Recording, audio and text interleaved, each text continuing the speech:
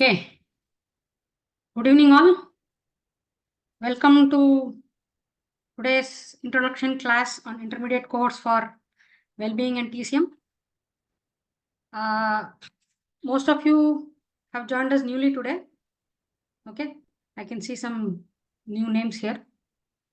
And before we go into the class, okay, small little introduction about myself.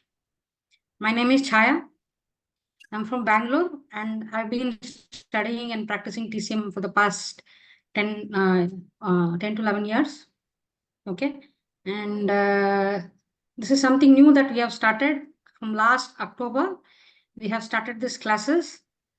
The intention of these classes is to share my experience and my learnings that I have gained in the past decade.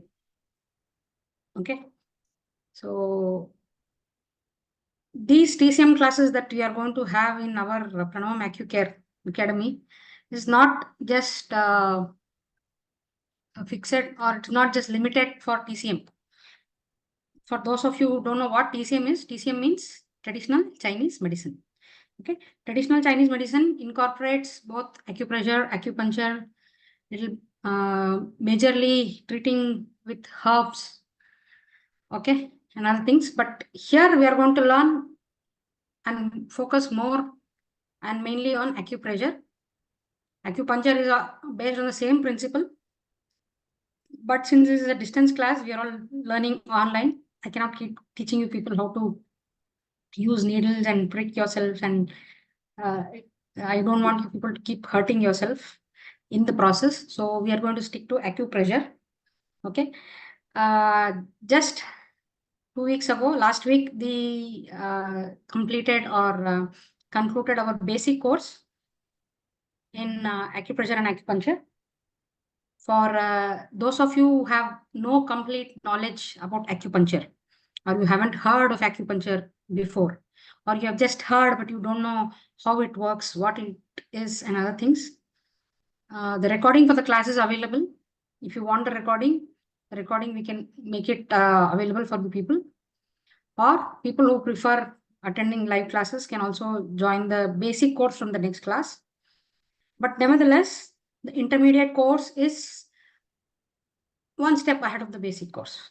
Okay, here in the intermediate course, we are going to learn about how you can refine your treatment for patients and how you can refine your diagnosis and how you can treat easily. Because in the basic course, we learned so many points in acupuncture, so many meridians and everything.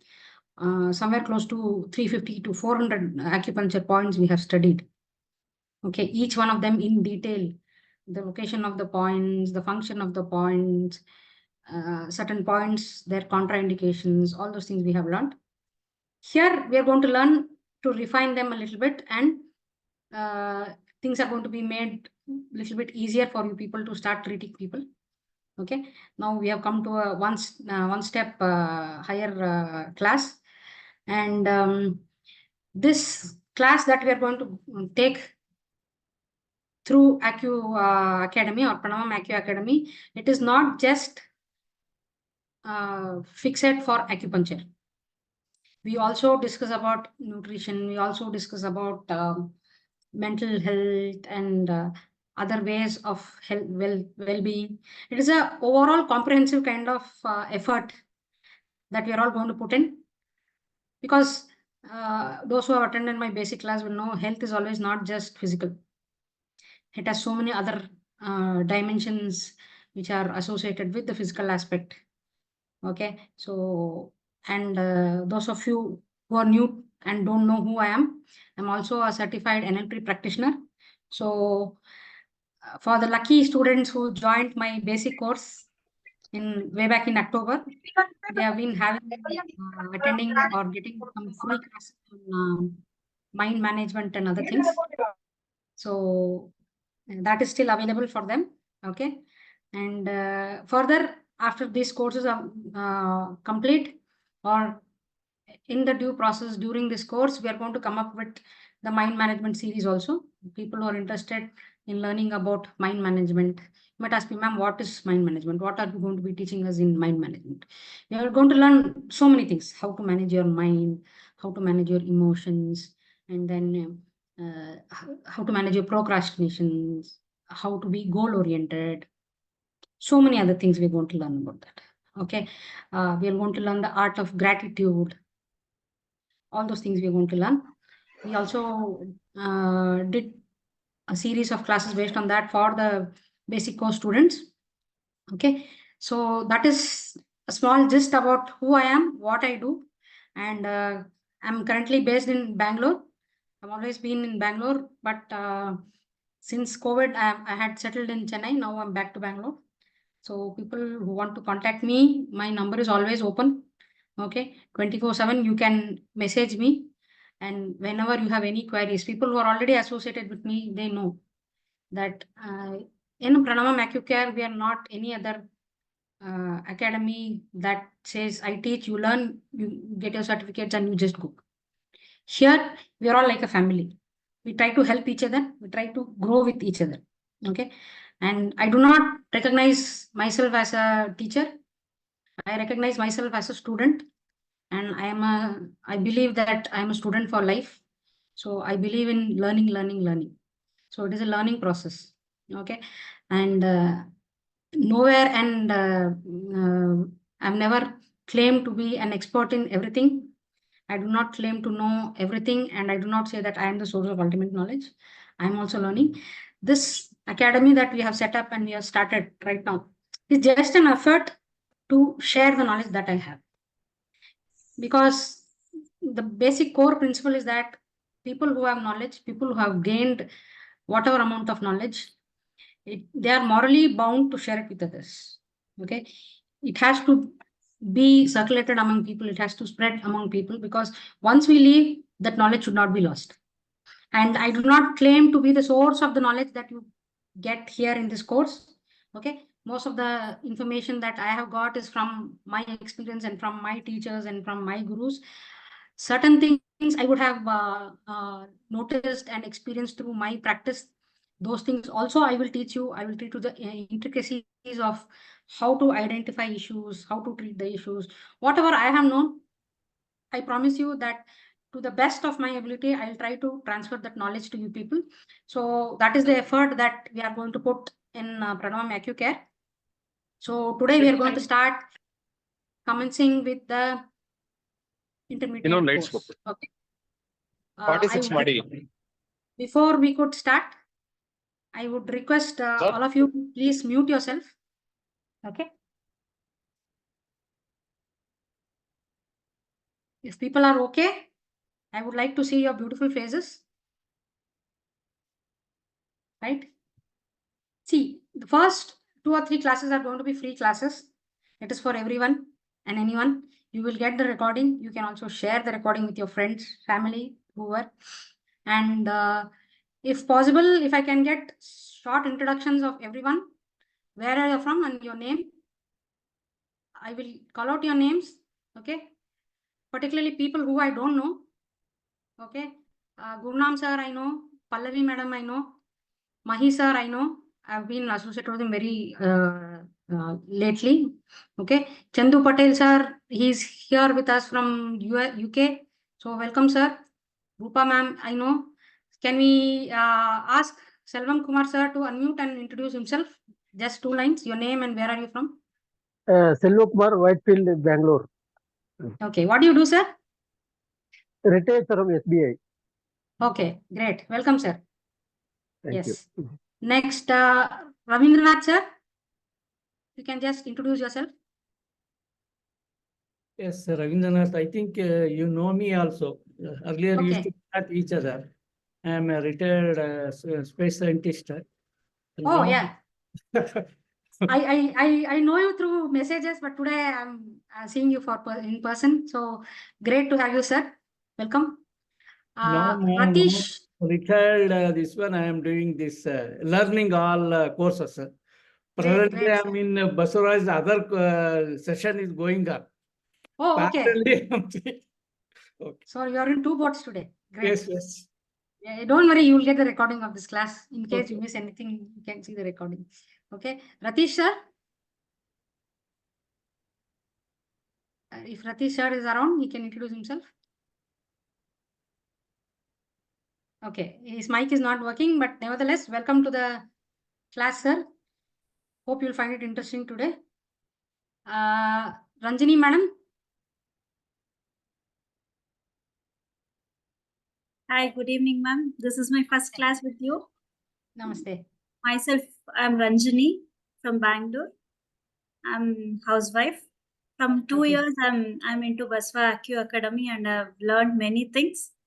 Even Great, today, great. I was attending till now. I was attending Baswaraj sir class, and just I wanted to know what is this, and I'm very much new to this class. Okay. So I just wanted Yes. to know, and I joined here.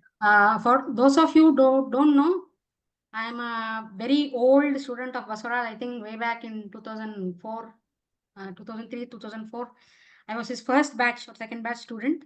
So he was the one who ignited this spark in me to learn about acupuncture. So good to have you in the group. Anybody else? Sriranga Bhargav. Hello, ma'am. My name is Bhargav. Namaskar. So I'm alternative therapist, and I've learned from Dr. Baswaraj also, Yes. acupressure, acupuncture, and all. So more to learn. So that's why I joined the class. Great, sir. Welcome. Because Yeah. now I know that we have so many learned people already here. It is an added pressure for me right now. I need to meet your expectations, and hopefully you'll be able to get some extra knowledge. Okay. So Yes. anybody else? Meeta ma'am, welcome. Good evening, all. I'm Yes. Madhumita. I stay in Parbhani, that's in Maharashtra. This is my first class I'm attending, and I'm curious to know what is it all about. Great. Great. Welcome, ma'am. Have I left out anybody Thank else? you. Yes. Okay. Shashikala. I am not met Shashikala. Ma'am, if you can just introduce yourself.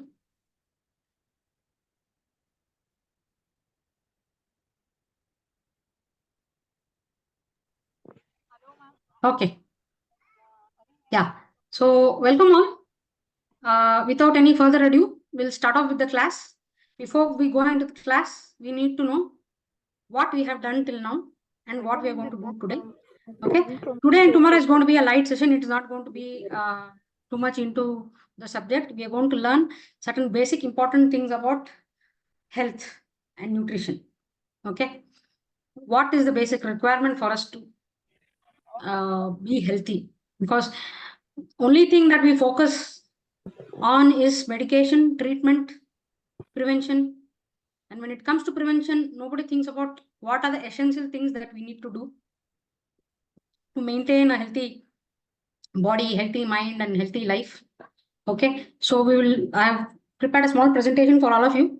So this is how the class is going to be. Every class we have, there is going to be a presentation, and through the presentation, we are going to learn certain practical things that have to be shown will be shown on the screen. Okay, so hope all of you can hear me clearly. Can you all hear me clearly? Yes, ma'am. Yes, ma'am. Let's start with the presentation.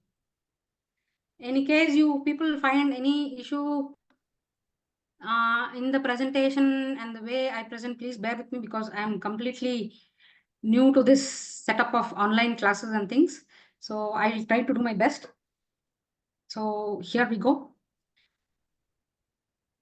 Today we are going to start with a small introduction to the intermediate course via the Pranavam Acu Care. And those of you who haven't joined the group, okay, please make sure you join. We have a WhatsApp group as well as a Telegram group, so please join. So first, before we go into the intermediate course, okay, let's see what we have learned in the basic course.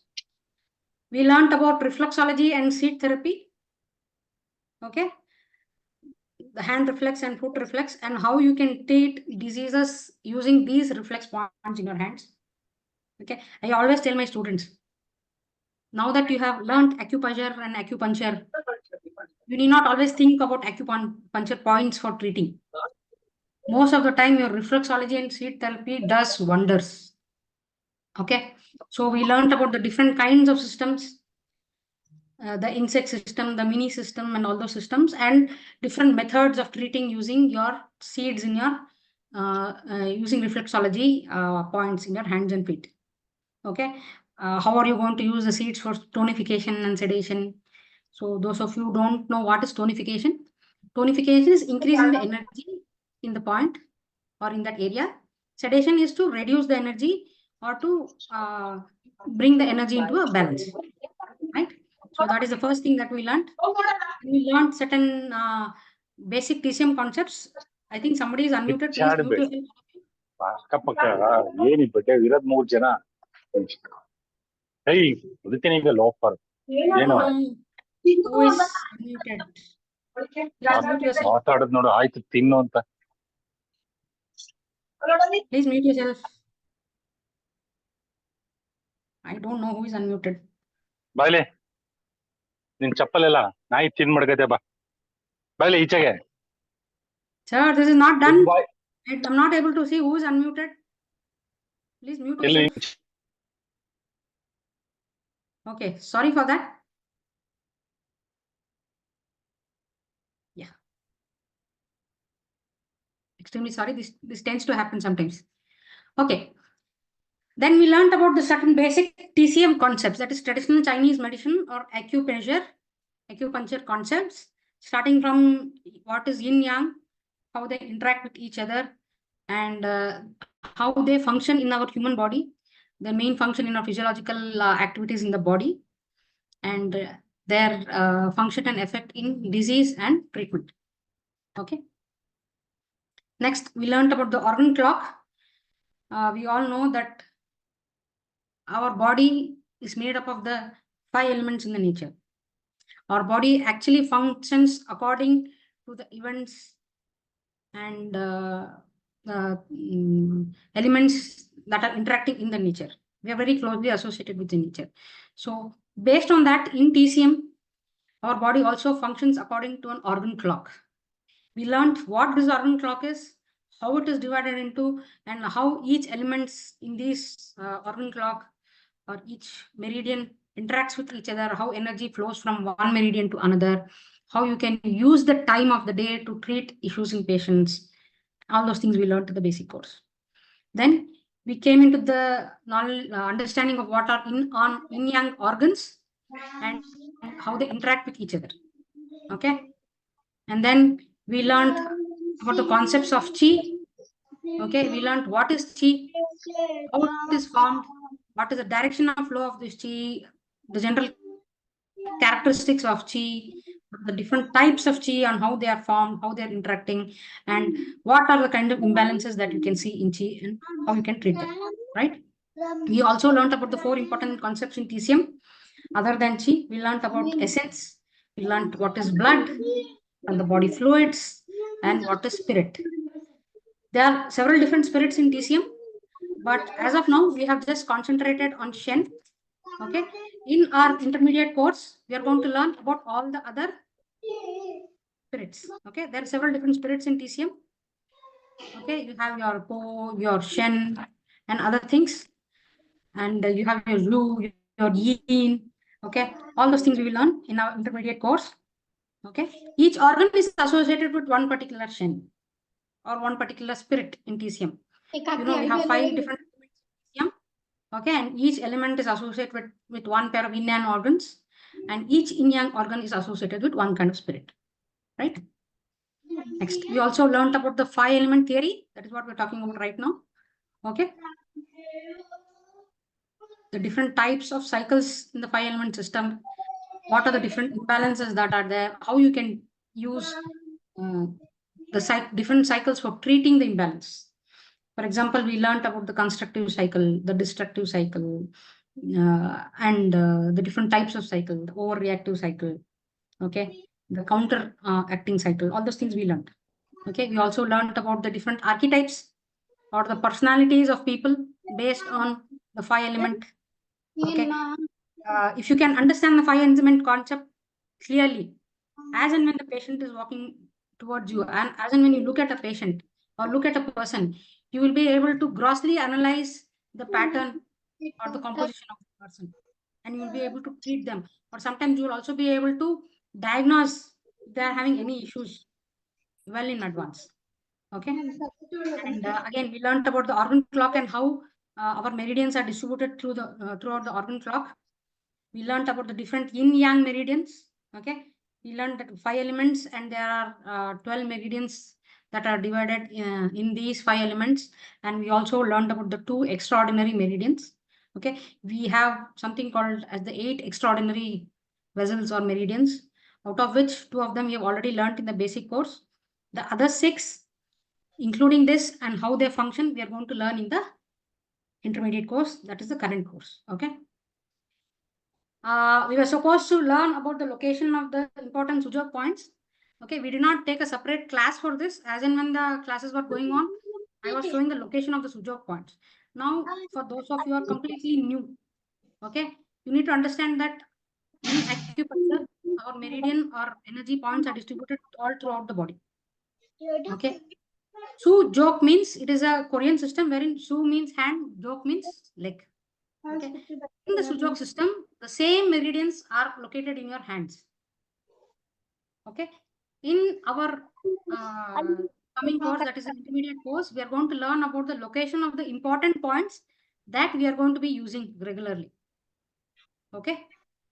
We are going to learn about certain different categories of points, and we are going to also learn about the location of these points. We are going to have one complete class dedicated for identifying the location, because you would have learned what is the point, where is it located on your classical meridian, on your body.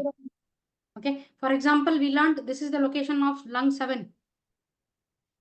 Right. One easy point to locate is you hold your hand like this, and wherever your index finger ends, this is the location of your lung 7 point. You can see the screen. So this is the location of lung 7 point on the classical meridian. But when you're treating patients, particularly when it comes to distant treatment, okay, they will not be able to locate it properly. You will ask them to put seeds on sujok meridians. So you need to understand where is it located. Okay, these things we will learn in our current course.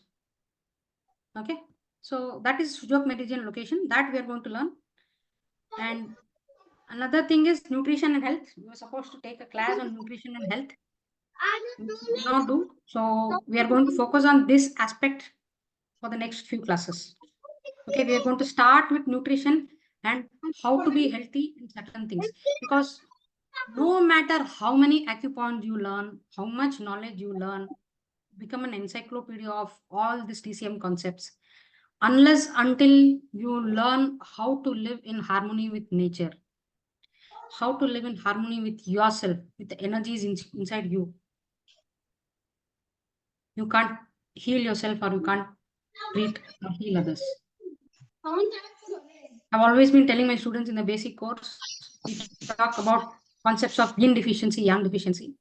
Whenever we talk about yin deficiency, we say yin is nothing but the coldness aspect in life, right?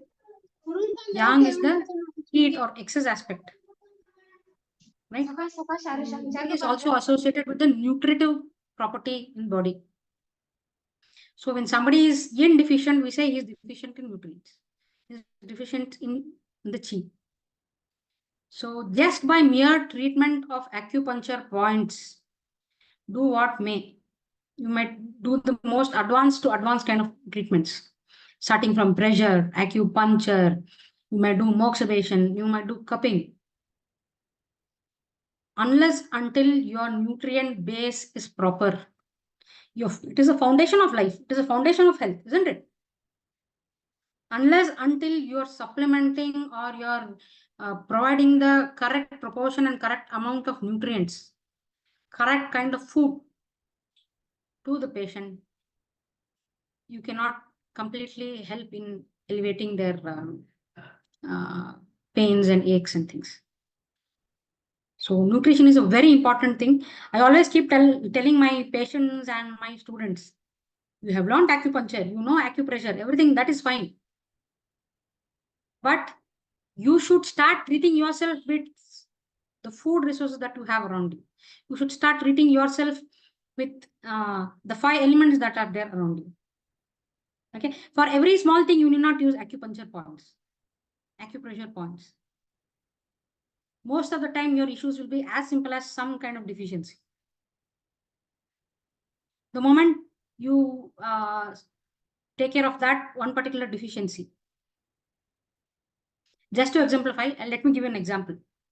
Okay, very recent study has shown that people who have thyroid issues, people who have diabetes issues, okay, women who are undergoing menopausal problems, okay. Okay, somebody says they can't hear me. Is my voice audible? Is it clear? It is audible. Okay.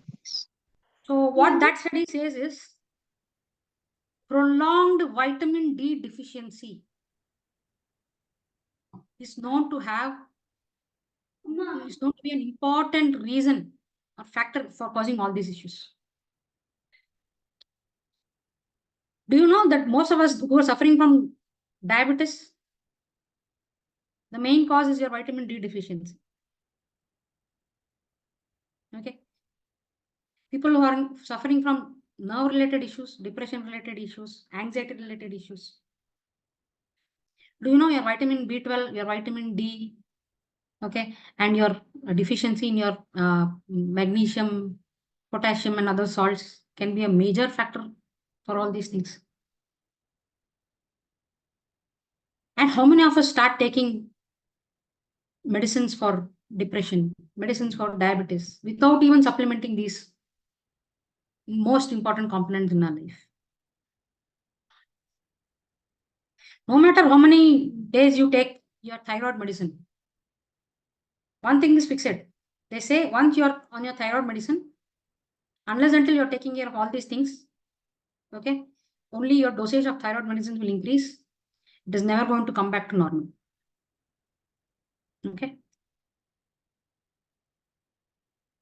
There's another study. It says, let me talk a little bit more about thyroid because we have brought about this topic right now. Okay, deficiency in T3 hormone is said to have be the base for identifying your thyroid, isn't it? Do you know your thyroid hormone gland only produces 20% of T3? Out of the total amount of T3 in your blood, in your system, your thyroid gland produces only 20 to 30% of those hormones. Where are you getting the other 70 to 80% of these T3 hormones? Okay, once your T3 hormones are low, your TSH will be more. So they will say you have thyroid problem, Hashimoto's thyroiditis, this, that, autoimmune disease. They will remove your thyroid. They'll put you on thyroid medicines. Isn't it? But doctors will not tell you, and most doctors themselves will not realize that the 70% of T3 that is there in your body is got from T4. You have two types of thyroid hormones, T3 and T4. Once your T3 is methylated, there is a process called methylation. That is, a methyl group is added to this hormone protein molecule, and it is getting converted into T3. When the process of methylation is stopped, the ratio of your T3, T4 will obviously be down. So you are most of the time, most often than not, we are treating our body for unwanted issues. We are treating our body with BP medicines. How many of you are having BP here, BP issues here, or having people with BP issues here? But nobody even tries to understand what is the cause for BP. Blood pressure is not always caused because your heart is not working, or your valves are not working, or you're having too much of fat accumulated in your vessels that is causing high BP. Most of the times, the deficiencies that you have in your body, insulin deficiency, okay, vitamin D deficiency, calcium deficiencies, okay, B12 deficiencies, nutritional deficiencies, All these things will lead to high BP.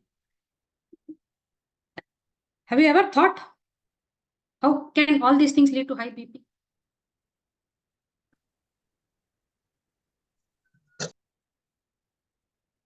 Imagine the room you're sitting right now is the cell. Okay. It has many doors and windows. Okay, many accesses.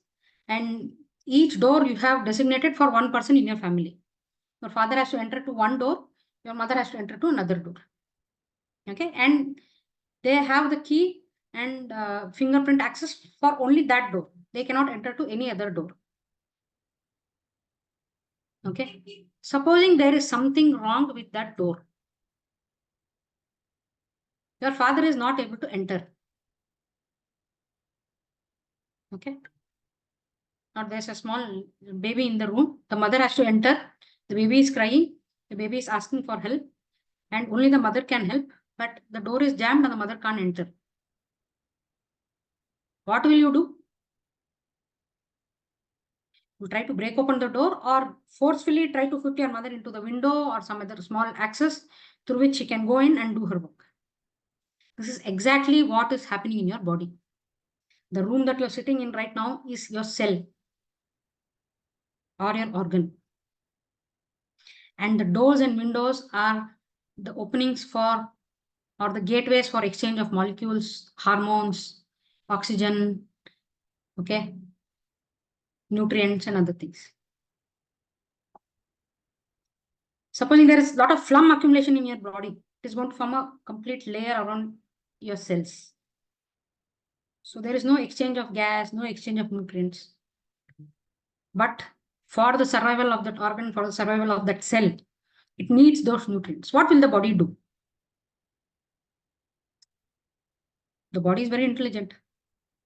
It will send the signal to the brain saying, sir, this is the issue. You are the highermost authority. Please do something. It is an emergency situation.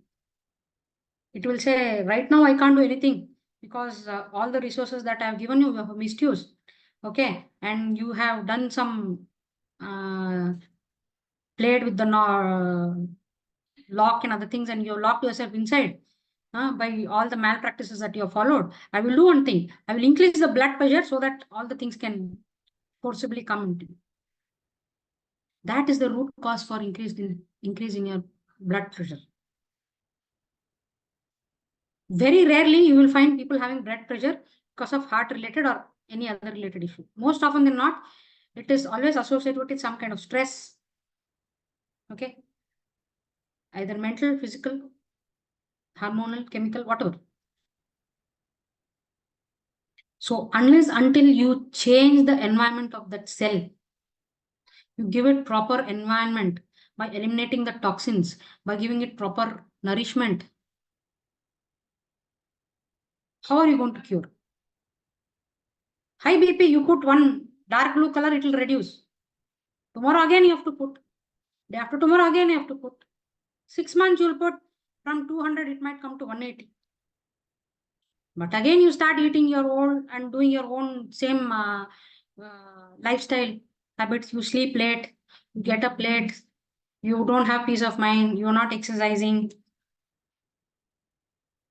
You after 6 months you'll come back to us again. By using acupressure and going for an acupuncture treatment without knowing or without having proper nutrition, you're only increasing the income of practitioners like us. The more number of times you come, the more fees you will be paying us. You're not going to be helping yourself. So have one thing very clear in your mind. Whenever you go to any kind of practitioner, alternate therapy practitioner, they will suggest these kind of lifestyle changes. And remember, health is not something like you pop up a pill and it is magic. Magic happens only in Disney movies and Aladdin's Chirag. It doesn't happen in your body. Your body has its own kind of magic. What is that magic? You learn to listen to the language of your body and you work according to that.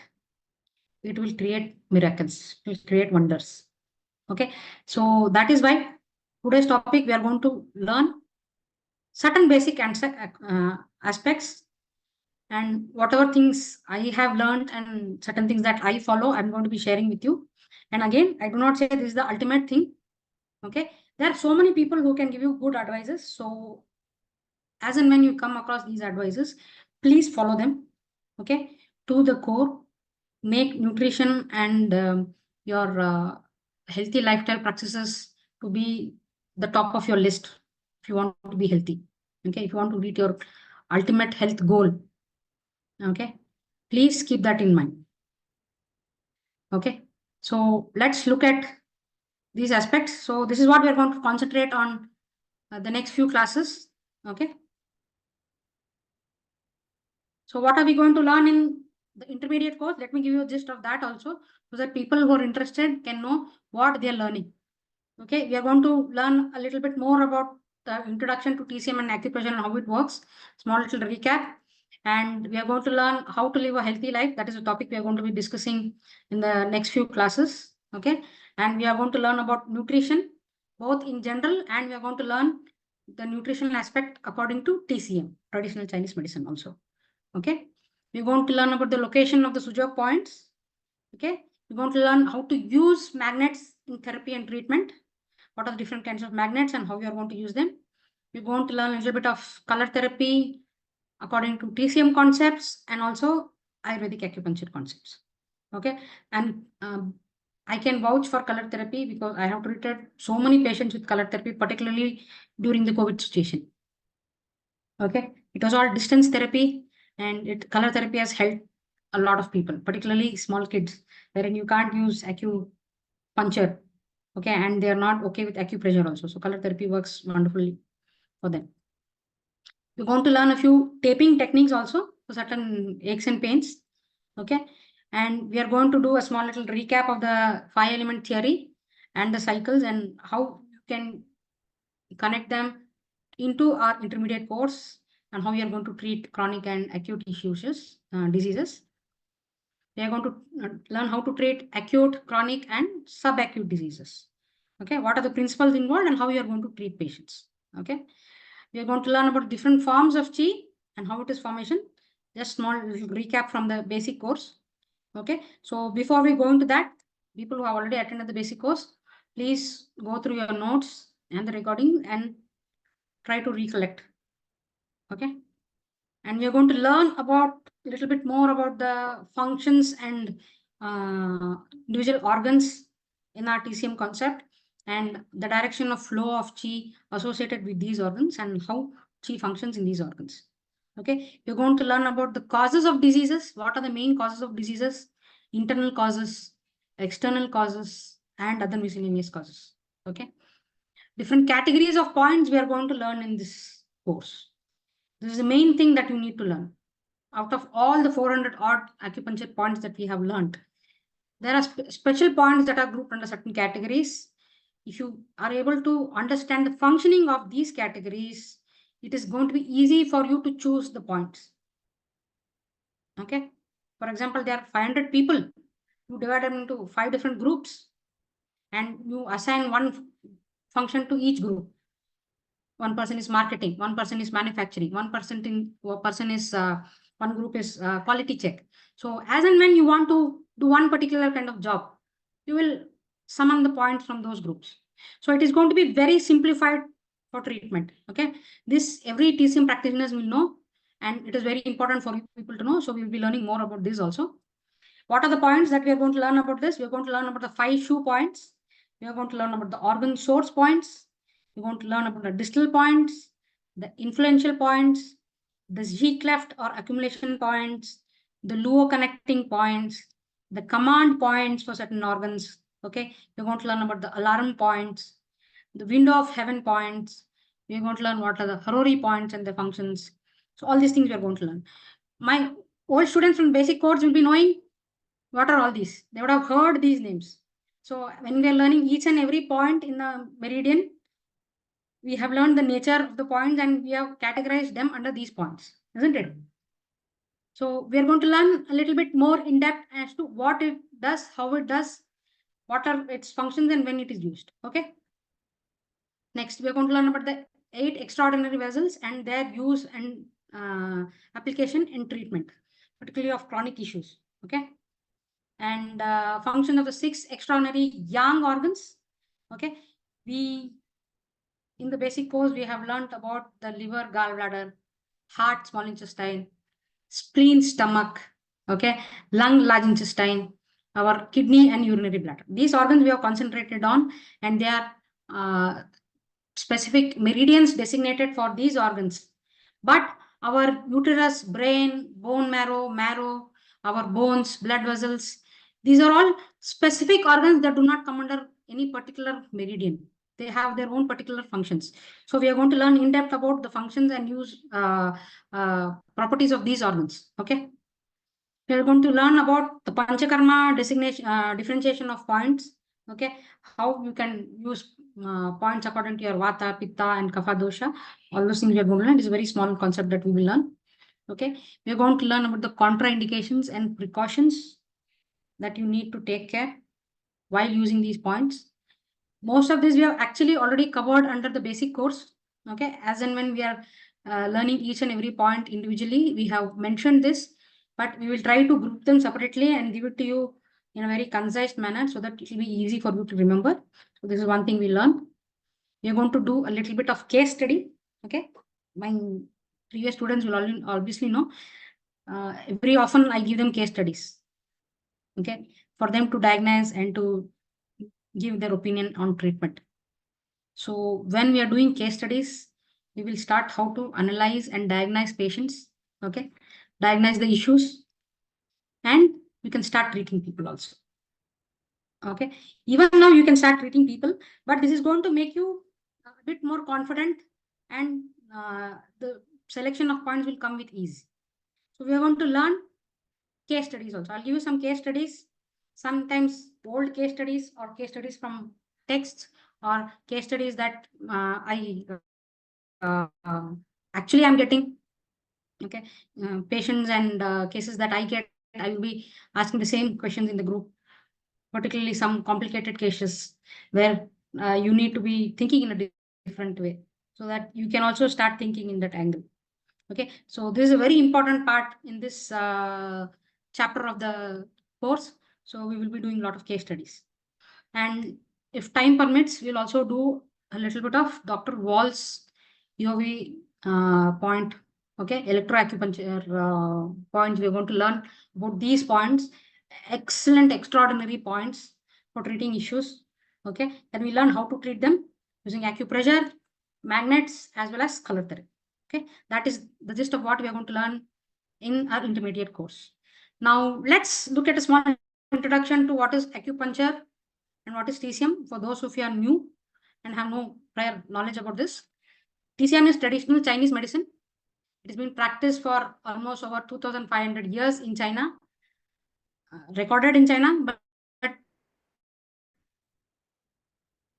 we Indians, we know it originated from India. Okay, it is our proprietary property, but which we have given it to them. So we are all big-hearted people.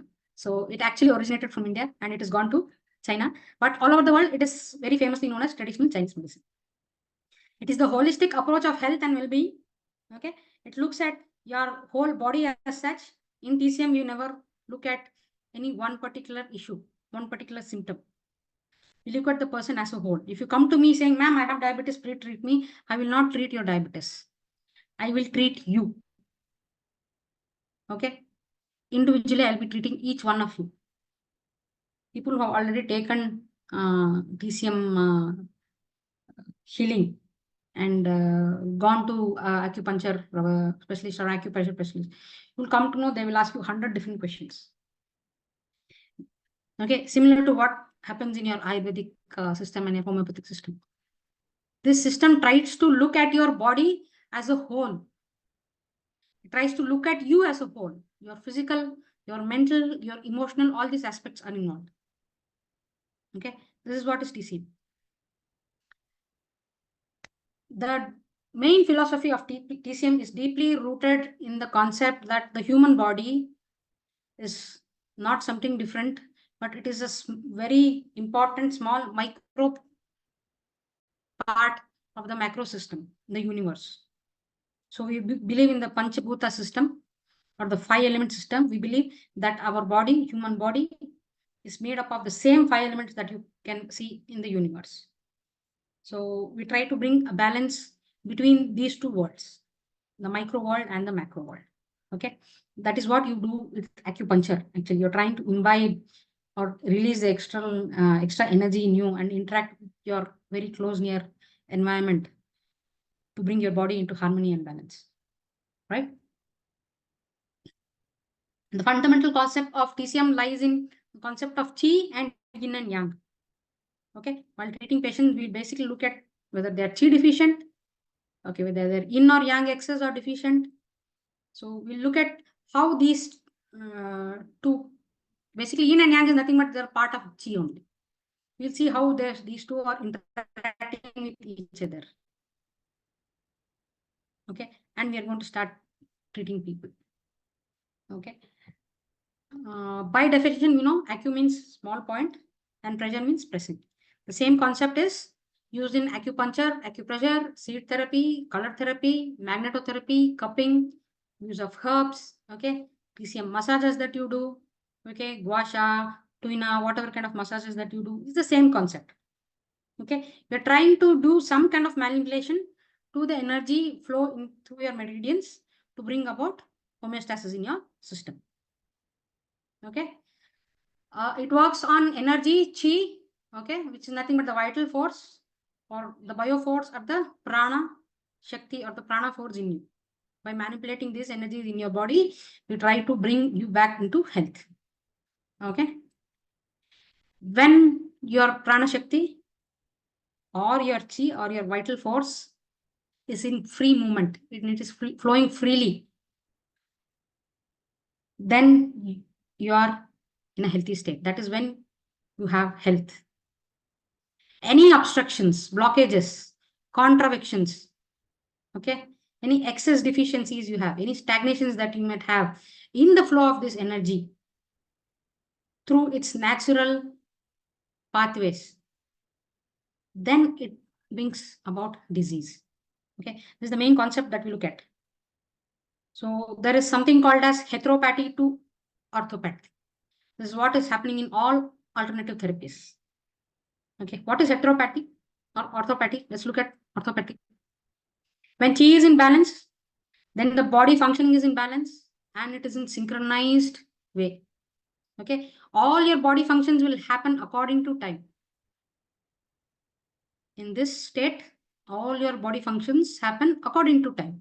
You feel hungry on time, you fall asleep on time. Okay, your excretion is on time, right? All these bodily functions happen according to time. Okay, you eat when you're hungry. Okay, and you actually start to feel real hungry. Okay, your digestion is on time, your excretion system is on time. Okay, but whereas in a heteropathic system, your chi is imbalanced or your prana is imbalanced. Okay, what are the kind of imbalances? You might have obstruction, blockage, contraction, deficiency, excess, whatever. It leads to energy stagnation, excess and deficiency kind of patterns in your body. Okay, and you will have no proper sleep. You can't eat on time and your excretory system is not happening on time. Okay, and it leads to disease. So moving or shifting your body from a heteropathic system to an orthopathic system is what we are aiming at here. By whatever means, acupuncture, acupressure, color therapy, nutrition, exercise, energy, whatever you follow. This is the basic idea or basic aim of all alternative medicine. But whereas when you come to conventional medicine, it is only about management. They say if you're in a heteropathic system, we'll try to maintain you in that particular range.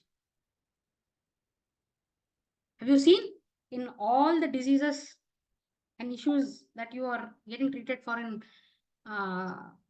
conventional medicine, you have a range, isn't it? From this level to this level. If you're within that range, you're healthy.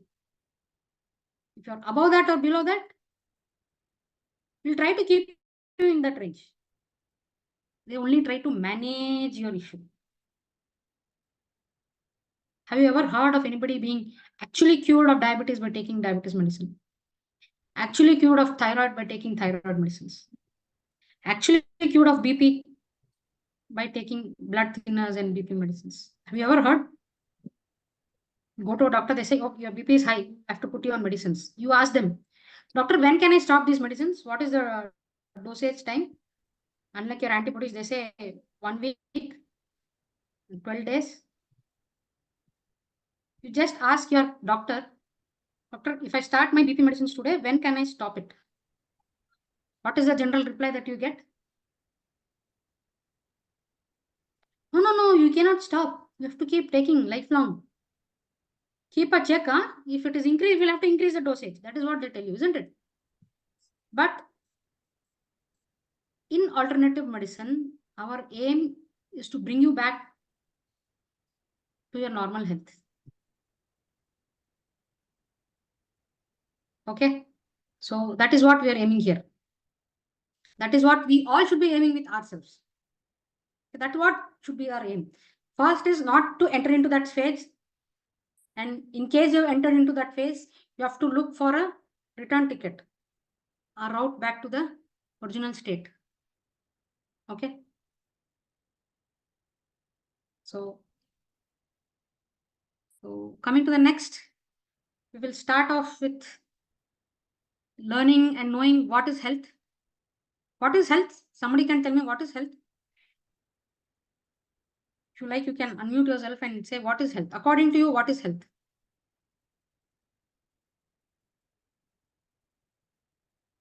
Anybody? You can even type in the chat.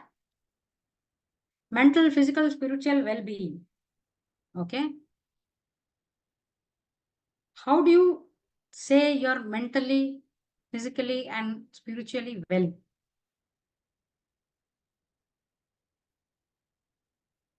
Somebody says, I'm physically fit. They say you have 100 parameters to measure.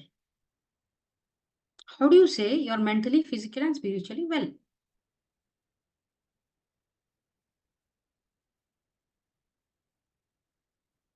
How many of you heard about Dr. B.M. Hegde? Very famous doctor, right? Padma Bhushan. Okay. He says, gives one simple definition for health. Enthusiasm to live, to love, and work is health. Today morning, if I'm getting up with a lot of enthusiasm, some aim in life saying, yes, I have to do this. You can do that only when you're healthy. If you're not had a good night's sleep or you're too tired, you're having aches and pains, you'll be able to get up with that kind of enthusiasm in life. He says enthusiasm to love. If you're in your peak health, you will be very loving. You want to help others. Okay. You want to interact with others in a very soft, very loving way. Supposing you're having aches and pains, you're mentally disturbed, you're deficient in all the things, you're bedridden. Somebody even talks to you, you will be pouncing at them. And if you're healthy, you will have the enthusiasm to do work. Otherwise, somebody tells you, bring me a glass of water, you'll say, why you're telling me? You can go and bring it yourself. So these three things are your basic rulers to identify whether you're healthy or not. Just that simple. You need not get any kind of test done. Yes, doing our regular work without any problem. That is health. So that should be our intention. Right? In nature, there are more than 84 lakh species of living beings, including plants, animals, insects, everything. 84 lakh species. Different kinds of life forms on the planet that we know. The ones that we don't know, we will not talk about them. And out of them, Only humans, only we are the ones that are living against the principles of nature. You observe any other life on earth, starting from an ant to a fungus, to a bird, to an animal, to an insect. They all follow the principles of nature pakka, to the core. Only human beings, we have evolved or made ourselves in such a way that we are going against the principles of nature. All these animals, they breathe fresh air.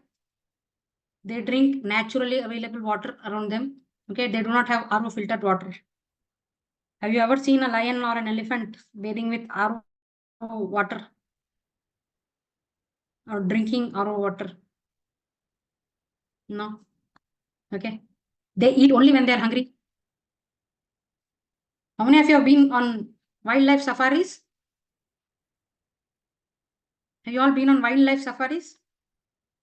Or at least you might have seen images of people being on wildlife safaris. They're going in open jeeps and trucks. Jeeps. The lions and tigers are roaming freely next to them. They're not coming and chewing and eating them. They will hunt and eat only when they're hungry. It is not that, arey, 3 baj gaya, 4:30, chai time, let's go have one samosa, have some coffee. Hey, it's been long time, no? Let's all meet up for dinner, drinks and dinner, even though you are not hungry. It's been so many days I didn't eat a samosa or I didn't eat jalebi. Let's have a party today. They don't do that. They eat when they're hungry and they eat what is available. Okay. They're not like us. Okay. They eat when they're hungry and they will sleep for a minimum of 10 to 12 hours. 10 to 12 hours. When the sun is down, they are down. When the sun is up, they're up. Isn't it? Have you ever seen any wild animal? I'm not talking about domestic animals, cats, dogs, parrots, they're all different. Any animal living in the natural environment in the wild saying, let's go for a late night movie and let's have a bonfire party. They don't. Even the nocturnal animals, they sleep during the day. Isn't it? So they have a good sleep of 10 to 12 hours. Sleep is a very, very important thing for health. It is the most important thing in health. It is very essential for survival of life. That is why nature has still kept the concept of sleep alive. Isn't it? We all know that nature eliminates what is not required. Isn't it? We don't use a tail, we don't live on trees anymore. Since millions of years, we have been roaming on 2 legs. We don't require tails. So our tail is not there. We don't require gills. We don't have gills. We have lungs. So nature eliminates what you don't use. But why is nature keeping the concept of sleep? Students from my basic course will know, who have attended the sleep mastery class, they will understand. You are the most vulnerable during your sleep. Isn't it? I mentioned this earlier also. Supposing you're sleeping deep asleep, anybody can do anything. You can get attract danger from any side. So now we have big bungalows, doors, lock, AC, everything is there. This is only in the past century or 1 or 2 centuries that these things are happening. Before that, 5,000, 10,000, 15,000 years ago, we were all hunter-gatherers. Okay. Even now, animals live in the wild. Night time when you're asleep, you're the most vulnerable. But still, nature has kept the concept of sleep. Why is sleep very important? Sleep is the most important concept that nature has still kept alive. Okay, we'll come to it. We'll learn why sleep is important. Okay. So they get a good amount of sleep for up to 10 to 12 hours. How many hours do you all sleep? Cross your heart and tell me, how many of you get 8? Forget 8, 6, forget 6, 4 hours of sleep every day. Peaceful 4 hours of sleep. How many of you are getting every day? Isn't it? All these animals that you can see in the wild, they will earn their food until they die. I'm not talking about the monkeys, the birds, the crows that are there on your terrace. Apart from them, animals that live in the wild, they always earn their food. They hunt for their food. They go in search of their food. Okay. Some animals have to dig in the ground and search for food. Some animals have to hunt. Some animals have to fish. Okay. Some animals have to travel one land to another land, one area to another area during migratory seasons. Okay. To look for food, shelter, and other things. We are not earning for our food today. And our next generation also will not be earning food. Because why? We are saving for the next generation. Nah? How much food will you eat in a day? In a month, one person can eat 5 kilos of rice. How much money do you require for 5 kilos of rice? But how much rice are you having at your home? I want for my son. I want for my grandson. I want for my great grandson.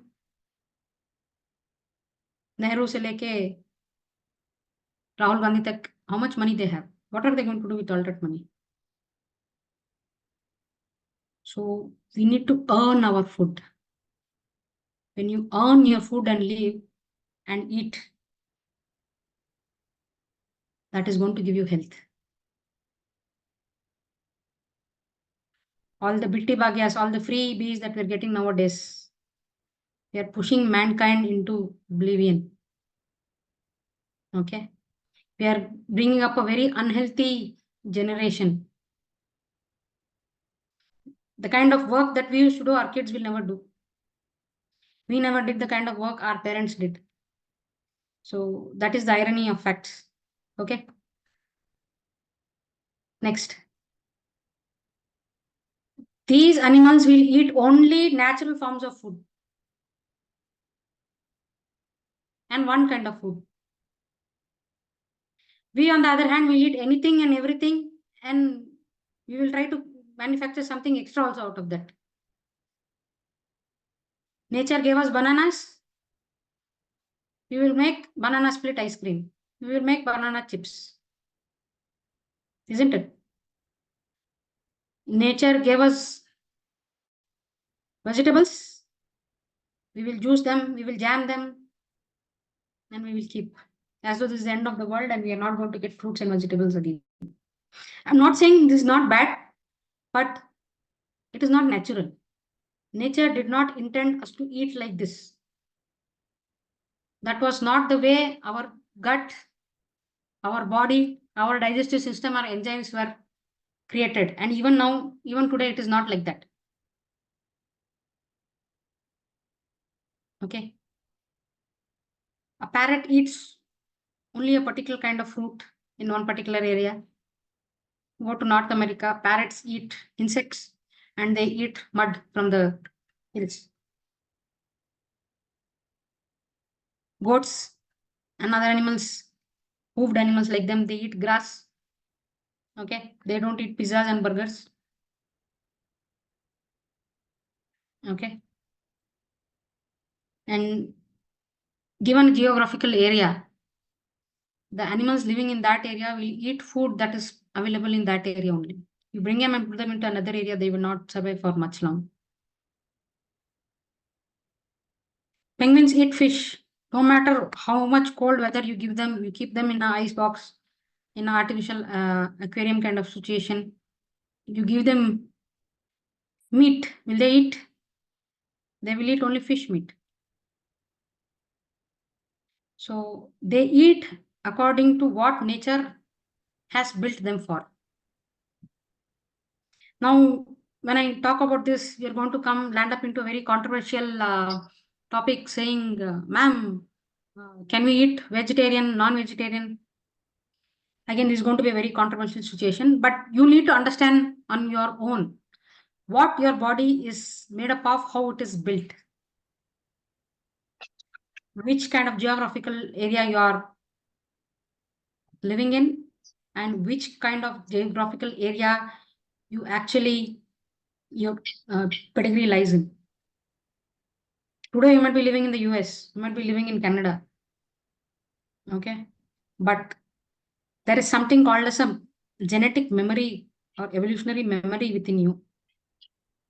If your parents, your grandparents, their grandparents, for the at least minimum of 8 to 10 generations have lived one single kind of lifestyle, you are bound to be better living that kind of lifestyle and having that kind of food. India is the diabetes capital of the world. Why? We were never accustomed to eating wheat, particularly people in the southern part of India. We were all used to eating millets, particular kind of rice, particular kind of fruits, vegetables, seasonal ones. As kids, we used to eat watermelon only in summer, isn't it? We used to eat apples only during winter. Rainy season, late rainy season, used to eat citrus fruits. Okay, watery fruits we used to eat in summer. But now all through the year you will get watermelon. Do you think it is grown naturally? It is a natural form of watermelon. Some other kind of modification, alteration has been done.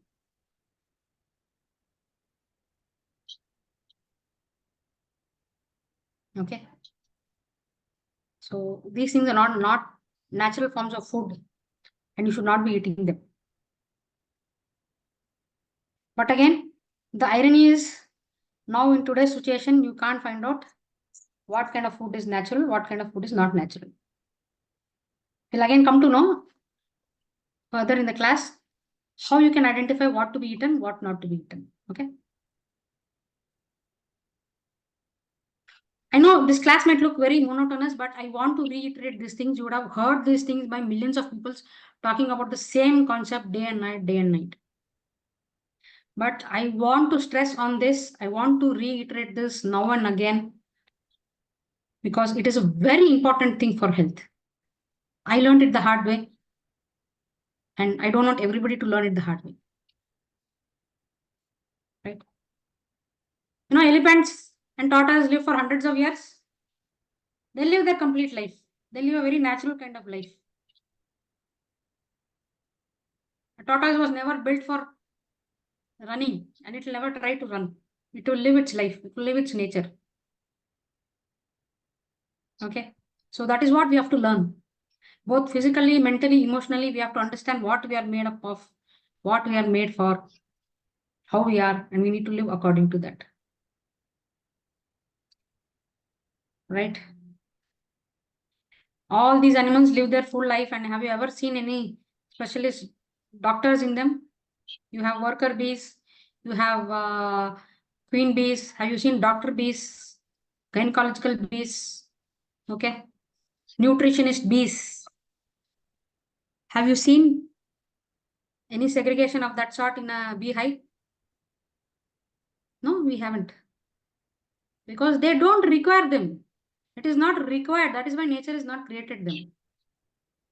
If you all start living according to nature, you will not require people like us. We are not required in this world actually. You don't need people like us. The unfortunate thing is the knowledge that we had is all lost. So we need people like me to teach you how to eat, how to live. Right? We all know that our ancestors did not suffer from the daily modern day lifestyle diseases because they lived according to nature. They knew when they should eat, they knew when they should fast. They had seasonal foods. Even our particularly when you look at India, our festivals and culture also depend on the seasons.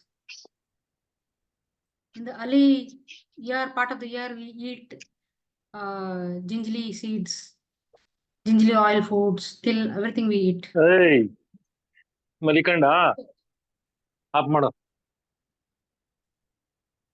Okay. Somebody is unmute again. Please mute yourself.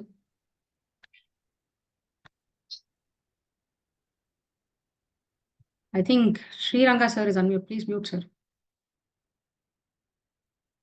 Yeah. They respected the trees, forests, rivers, birds, animals, water, all the 5 elements they respected. They lived their life according to the nature, according to seasons. They ate their food according to seasons. They slept according to the cycles of the earth. Okay. So that is why they lived a healthy life.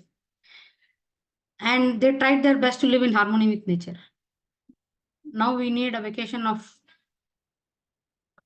a week or a fortnight to feel even a little bit close to nature.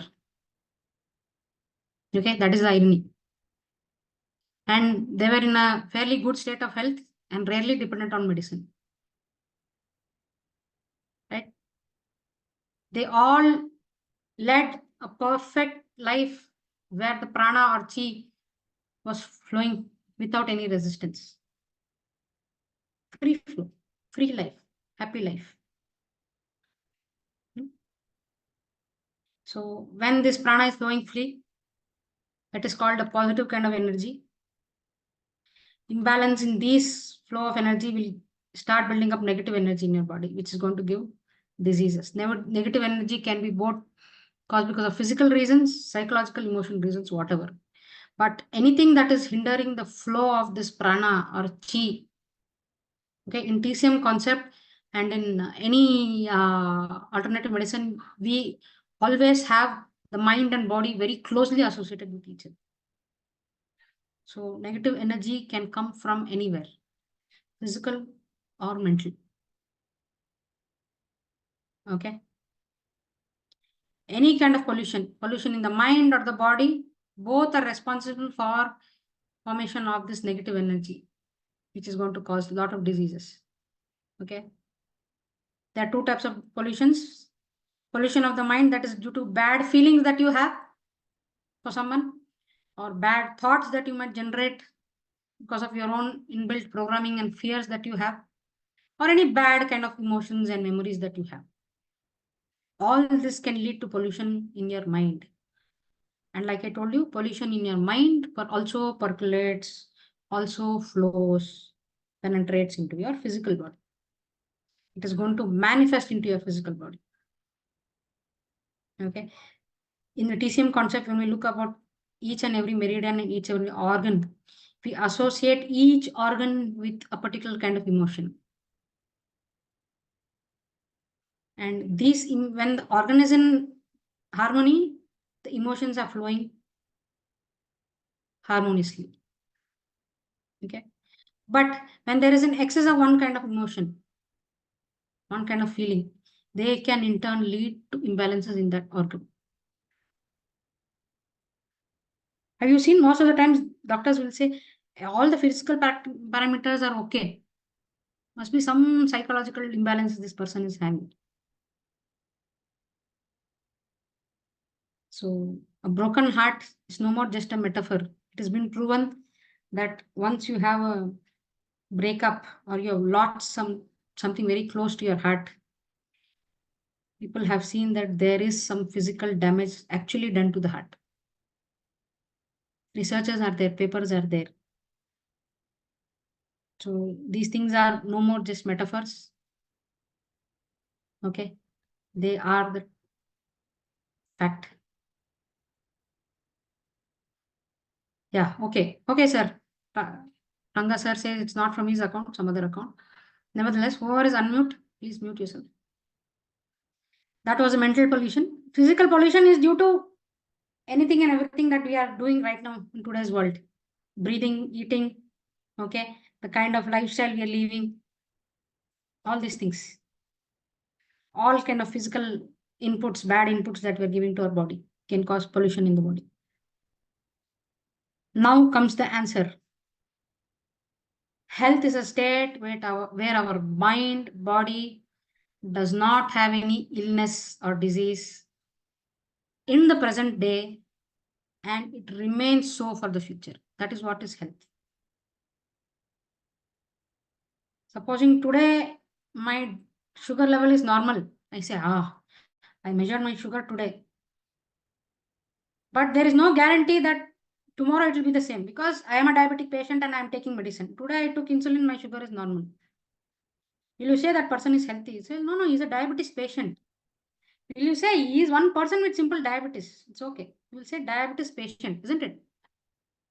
So if you are guaranteed that you are not going to have any illness today and in the future, that is what is health. Okay. So remember this. If you are looking for health, don't look for health today. Don't say I'm healthy today. Being in a state of health is a constant thing. It is not a fluctuative kind of thing.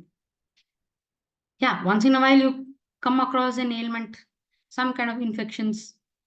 If you are healthy, you will be able to fight them off easily. Okay. So being healthy means being healthy today and also in the future. I do not talk about the past, because past is gone. It is not in our hands.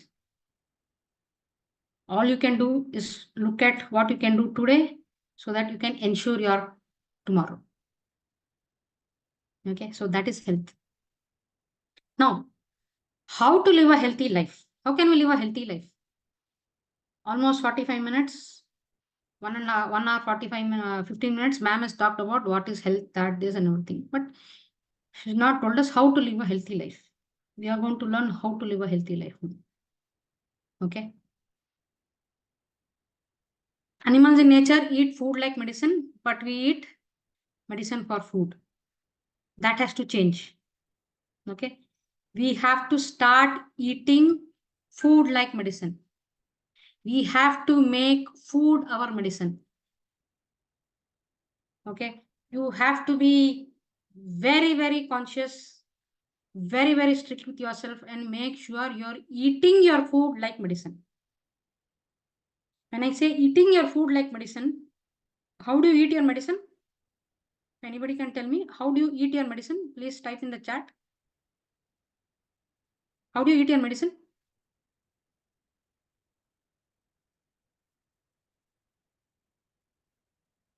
Any kind of medicine, conventional, allopathic, homeopathic, Ayurvedic, Unani, whatever medicine. How do you eat your medicine?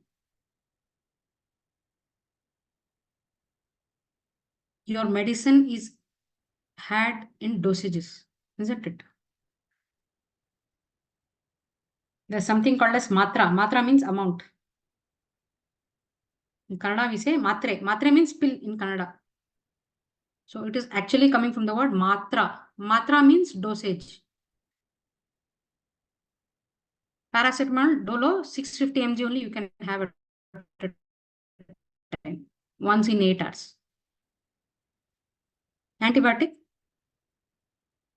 250, 150 mg per day, once or twice in a day. That is called matra. That is called having medicine. So you need to eat your food in that particular quantity that is required and when it is required. Food is not meant to be eaten all through the day. Please remember that. There's nothing called as on time eating. There's no timetable for eating.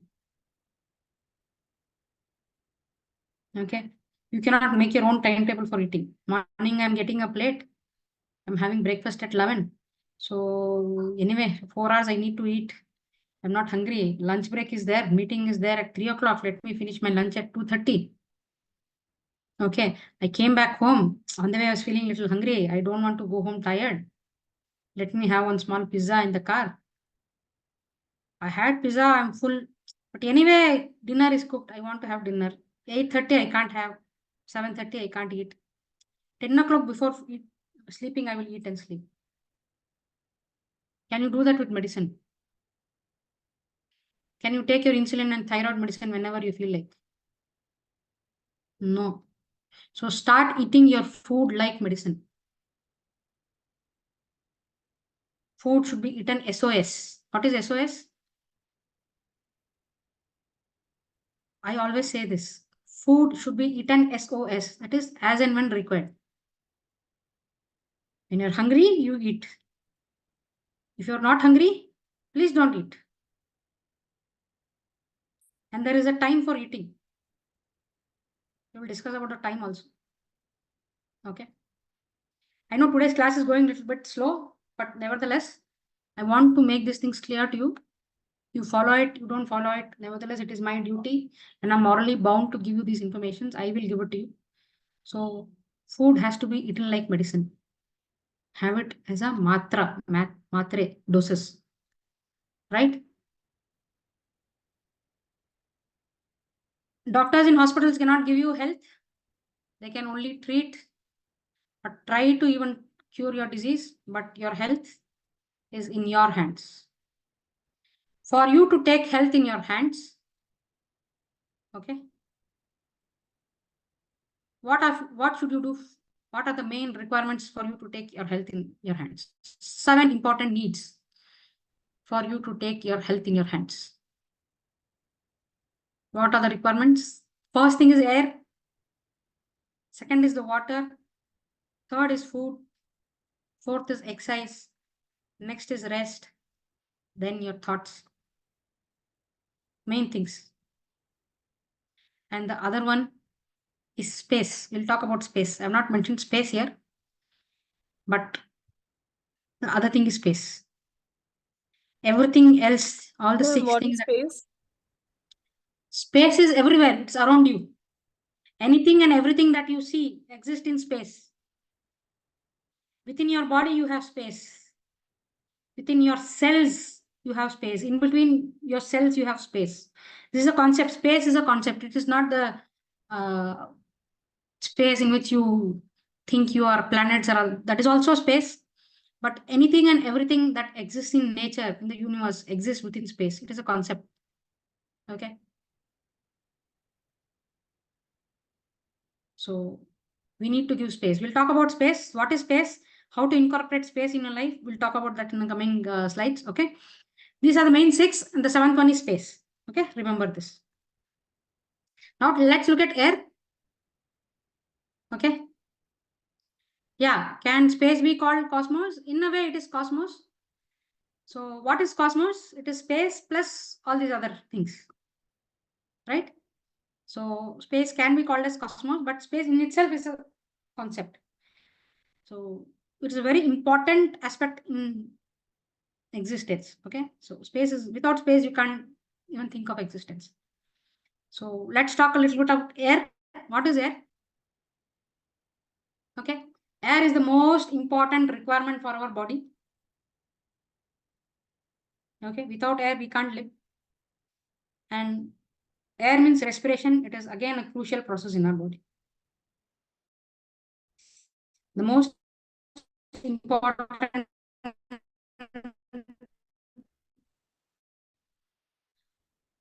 form, if you don't breathe, if you don't respire. Okay.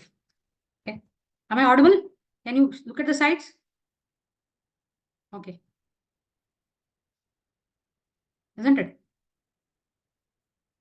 It helps in exchange of gases in the lungs and within the cells. And every cell uses air, that is the oxygen, in the process of combustion of food to produce energy. So air is a very important and crucial process for energy formation for life to exist. Okay. And we have to focus on air a lot. The first thing that a baby does, or that indicates that a baby is alive after it takes birth, is air. It starts breathing, it starts crying, only then you say the baby is alive, isn't it? So air is the most important, crucial part. Okay. Respiration means it helps in clearing all the impurities, not just providing oxygen for metabolism and burning food, burning energy. It is also crucial for clearing the impurities in the body. All right. Through normal breathing, any human being can get up to 40 to 50% of air required for our body. Right now, when I'm talking to you, I'm breathing normally. So with every breath, I'm getting only 40 to 50% of air that is required for my body. What about the other 50 to 60%, which we are not getting? Okay. So we also know that in the TCM concept, when we think about traditional Chinese medicine and breathing, okay, it is the most essential form of qi. Through the process of breathing, we are getting a most essential form of qi. People who have done the basic course will know the different forms of qi. That is your air qi or your da qi. This is the form of qi that you get through breathing. The prana shakti that is there freely flowing in the air. Okay. That is entering into your body, into your system to react with your food chi or gu chi to give your original chi and give your functional chi, which is going to help in nutrition and maintaining your defense system, immunity. For that, the most important prerequisite is your air or your da chi. So even in your TCM aspect, air is a very important, crucial element that is required for health. Okay. So where are you getting the other 40 to 50%? Only to deep breathe. So every now and then, settle down, calm down, and take 2 deep breaths. What is the best way of getting air to deep breathing? Any particular way in which you can get air through deep breathing? Anything that you know?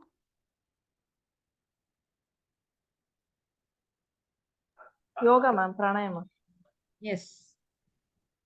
Yoga and pranayama and any kind of exercises where your lungs are expanding, you're breathing. Okay. That is very crucial, which we are not doing. How many of us are doing pranayama? Okay. How many of us are not doing pranayama regularly? Raise your hands.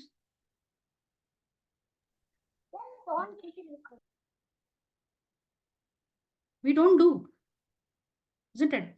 Because we have never been taught that breathing is very important. In our Indian culture, at a very early age, we do certain samskaras for kids. Certain samskara means certain knowledge transfer is done and they are taught breathing pranayama. How many of us actually know pranayama and how many of us are teaching our kids pranayama, our children pranayama? We don't. Or how many of us learned pranayama from our parents, particularly people of my generation? The 80s, 90s kids, even to that matter, 70s kids. We don't know. Even I never thought. We have neglected the most important part in life. So if you need to be healthy, the first and foremost important thing that you need to focus on is health. There have been so many situations that I have seen people rectifying or reversing most of their health issues by just following pranayama or just breathing or just moving to a place where you can get good pollution free, clean air to breathe. So air is a very important, most important aspect.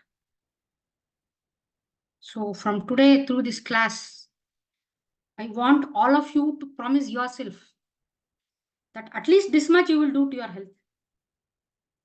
You will try giving yourself good quality, good amount of pure air through whatever means and process is most comfortable to you. I don't say do yoga. I don't say do pranayama. Do whatever you feel like. Take an early morning walk in the beach, in the park, or go for a trekking. Whatever you feel like. Please bring in air element. Acha, how many of you do pranayama? Please raise your hands. How many of you are actually practicing pranayama? Okay. Ravindranath sir, please unmute and tell me, where do you practice pranayama? Actually, so many years I used to do this pranayam learned through the yogasana only. Now, recently, once again, I joined our Art of Living. I think Okay. almost 4 months. They taught us what to do on Sudarshana Kriya, all this one. So Okay. before doing Sudarshana Kriya, we are doing first pranayama. Then Okay. only we'll do rest of the thing. Okay. Where do you practice it daily, sir? In house, it's outside my this one house, Outside your house, in your balcony. balcony. Yeah. Great. Rupa ma'am, where do you practice pranayama? I do in the room only, ma'am, because I don't get time, so I do it in the room. See, this is the difference. We are trying to do pranayama. We are trying to incorporate the air element without actually being in the air element. The best place for you to get your air element is outside. No matter how much of pranayama, how much of yoga you do in your house. I don't say it is not having any results or it is not having any value. But where are you incorporating the elements in yourself? Ravindranath sir said he is doing outside in his balcony. At least that we can do. You need not go to some park or other place. Please, today promise yourself that you will incorporate the air element in your life regularly, daily at least once, by exposing yourself to the air. If there is a light breeze, people who are having aversion to wind element, I don't say do this, but people who are okay with wind, okay, not heavy breeze, but if there's a light breeze going on, go stand in the breeze. Include that air element in yourself. Take few deep breaths. Exchange the internal system with the external system. Will you promise that to me today, all of you? At least once in a day, try to incorporate the air element in yourself. This much though you can do for yourself. This promise you are giving is not for me. It is a promise that you're giving for yourself. My intention for this class is to give you insights as to what is important for your health. I cannot do it for you. I can only tell you.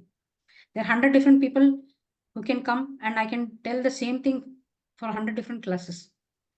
But who's going to do it? You can only take the horse to the... You can't make it drink. So promise yourself, those who are doing pranayama will do it outside. Those who are not doing pranayama, at least will start doing some kind of pranayama or some deep breathing. Okay. Excuse me, You madam. might choose whoever to be your guru. It's okay. Excuse me. Yes. Excuse me. Most yogas are not do in open space. So that is what I'm telling you, no? There are certain limitations. Pranayama, they usually, you can ask any yoga practitioner. Okay. You ask them, sir, is it better to do pranayama indoor or outdoor? Basic common sense, na, sir? Pranayama you're taking in air. You're sitting in an AC room. Okay. All the impure air from your gadgets, from your breathing, from the chemical substances that you have in your house. Everything is there. Pranayama means exchanging all your impurities through breathing in pure air.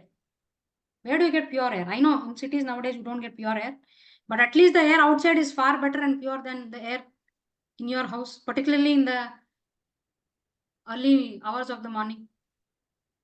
That is the specialty of early hours in the morning. Brahma Muhurat, they say, no? We'll talk about this also. Okay. Before 5 o'clock, the air is pure. Okay. Come, you might be sitting in Chennai, you might be sitting in Bombay, you might be sitting in Delhi and say, ma'am, Delhi air is not pure. But compared to 12 o'clock in the afternoon, 5 o'clock, the air is purer, isn't it? It is a property of Mother Nature to settle all the impurities down during night.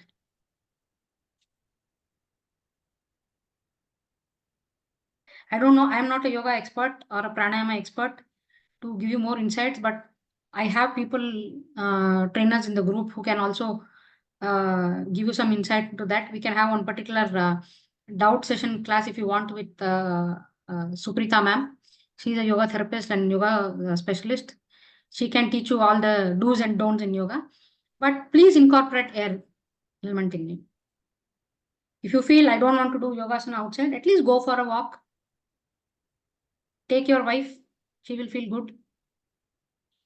Take your children, take your dog for a walk. Isn't it? Do that much. Or take yourself for a walk. You and your thoughts. Go for a walk. You will see that air element will clear your mind also. Try it for a week and let me know. Okay. So that is the important thing of air element. Let's move ahead. Okay. So deep breathing. Early in the morning, Brahma Muhurta is the best time for doing pranayama. By saying best time, I don't mean to say you don't do it in the evening or don't do it in the other times, but there are certain restrictions for doing pranayama. Okay, time gaps wherein your stomach has to be empty. Why do you say Brahma Muhurat? If you have had your food at the right time, I don't say if you have a late night dinner at 10, 11. If you have had your food at the right time, you have actually fasted for almost 12 hours and your stomach is free. When your stomach is free, okay, remember, your digestion process takes away nearly 25 to 30% of your blood flow and energy for the process of digestion. Okay, 25 to 30% of your energy and blood flow is taken by your digestive system for digestion. So when you're fasting, your stomach is empty, your circulatory system is free of the burden of digestion. So the elimination of toxins is better. That is why I don't know about other fitness exercise that you do. Yoga usually is done on an empty stomach or a relatively empty stomach, isn't it? Please correct me if I'm wrong. Yoga is usually done on an empty stomach, isn't it? So when is your stomach at the most emptiest? Early in the morning. So when is the best time to do pranayama and yoga? Early in the morning. Okay. So that is what we say is the importance of Brahma Muhurat. Right? Next. The next important element is water. We need to incorporate water in our system. Water is the second most important requisite of water in the body. So I'm going to give you some very important insights. I've seen few people leaving, nevertheless. People who are here, I'm going to give you very important insights in water. Please bear with me for some time. Okay. You're going to get very important insights about how to incorporate water in your body. We all drink water, but we don't know how to drink water. We know our body is made up of 70% of water and remaining 30% is solid. So if your body itself is made up of 70% water, you need to consume foods or need to have food which incorporates 70% water and 30% solid food. Your biryanis, your fried rices, your noodles, your parathas, your breads, your pastries, they do not have water. Okay, if you're making your food devoid of water, it is going to absorb the water from your body for the process of digestion. So make sure you're having at least 70% of water in your diet, along with that remaining 30% of solid food. Your vegetables, your fruit, your sprouts, your soups, your salads, they have more water content. So start eating these kind of foods to increase the water content in your body. Drinking water is again separate. There is an actual process way in which you need to drink water. It is not that you kept a bottle of water and you drank altogether, or you keep drinking. No. There's a particular way for drinking. If you're thirsty, yes, go ahead and drink. But there is a way of drinking water. Okay. An adult, on an average, requires 2.5 liters of water daily to perform its metabolic activities. If you're drinking less than that, I'm sorry to say your metabolic activities are all going for a toss. You will 100% going to end up in hormonal issues. All kind of hormones means even insulin is a hormone. Diabetes. Okay, arthritis. Okay, your thyroid. All these are because of lack of water. And water is also very, very important for internal and external cleaning. Both your intercellular and all your organs. Okay. So if not adequate water is provided, your body will start absorbing the water from the food, stool, urine, sweat, mucus, skin, everything. Will start up to ending up in problems like constipation. Okay. Problem with urine, that is, you start having kidney stones. Okay. Urinary infections. Skin problems because you're not sweating properly. Your pores are becoming dry. You'll start having skin problems, allergies, eczema, psoriasis, all those kind of issues. You start having respiratory issues, allergic bronchitis, asthma, all these kind of issues. Okay. So if you're not taking enough water, your body will absorb the water. Right? Ma'am, is it better to drink warm water against room temperature? Warm water is always better. But if you're already on a dry or a heat kind of personality, you're having excess pitta in your body. Okay, excess heat is there. Summertime, don't drink warm water. Drink room temperature water. Okay, but any day warm water is considered to be good because it helps in eliminating your toxins better. Okay, if you are used to drinking warm water, go ahead, no problem. Right? It is very essential and important for cleaning your digestive system, and you know your digestive system is the one that is going to govern and decide how healthy you're going to be.